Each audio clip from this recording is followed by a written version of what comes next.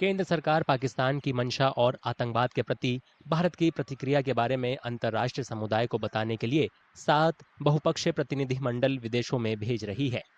UAE से जो पहले शिष्टमंडल का दौर शुरू है, आज ही आदरणीय संजय झा जी के नेतृत्व में एक शिष्टमंडल मलेशिया, इंडोनेशिया, सिंगापुर जैसे देशों के दौरे पर भी जा रहा है और इसके बाद लगातार जो बाकी डेलीगेशंस हैं वो भी अलग अलग मुल्कों में जाएंगे। और ये एक ऐसा निर्णय है जब पाकिस्तान झूठे मनगढ़ंत दावे और भारत पर जबरन हमला करने के आरोप लगा रहा हो।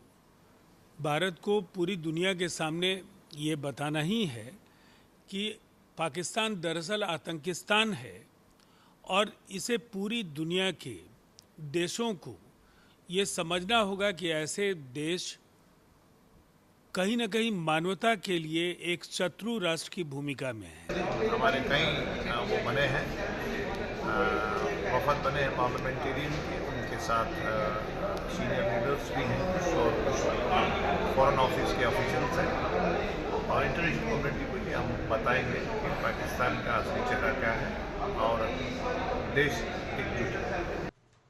20 मई को विदेश सचिव विक्रम मिस्री ने 7 प्रतिनिधिमंडलों में से 3 के सदस्यों, सांसदों और पूर्व सांसदों को इस मामले की पूरी जानकारी दी थी।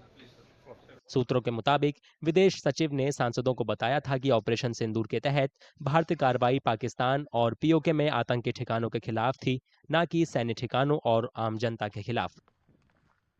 भारतीय सैन्य ठिकानों और नागरिक आबादी पर हमला करने के पाकिस्तान के प्रयासों के बाद ही भारत ने जवाबी कार्रवाई की थी। And the world leaders had been made aware through these delegations.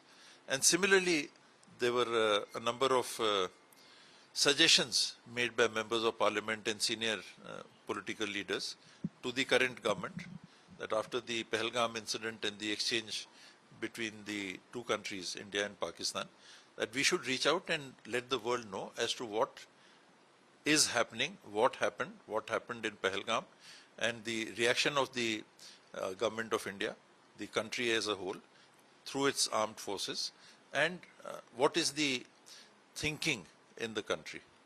So that was the reason, I think, why the government has decided to do this.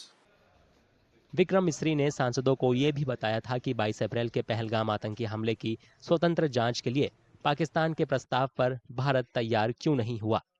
मिस्री ने कहा कि पाकिस्तान ने पहले ही सबूतों को नजरअंदाज किया था।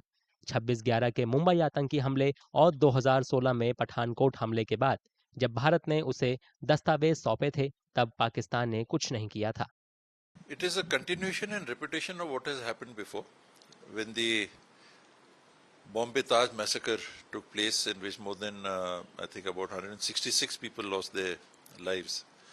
Even then, after the incident, not only were people put to justice, hangings were done, other elimination was done, resignations were there.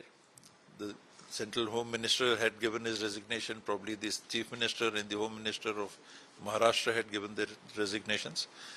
But a diplomatic initiative had also been taken to reach out to other countries in the world and to let them know the situation.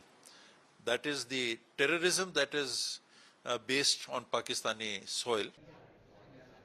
सभी 7 प्रतिनिधि मंडलों में राजनयिकों समेत अलग अलग दलों के 51 सांसद 32 विदेशी राजधानियों और यूरोपीय संघ की यात्रा करेंगे।